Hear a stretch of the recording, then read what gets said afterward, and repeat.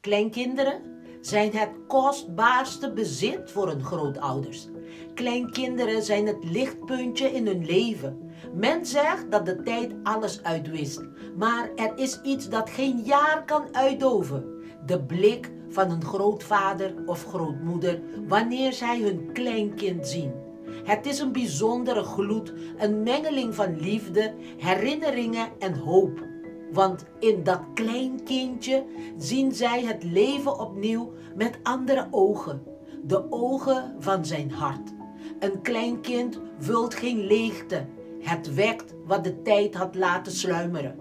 Het brengt gelach waar stilte heerste. Knuffels waar routine was. Redenen waar alleen herinneringen overbleven.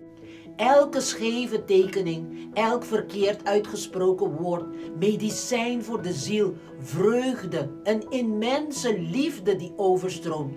Wanneer een grootouder knuffelt, trilt het lichaam, maar het hart herleeft.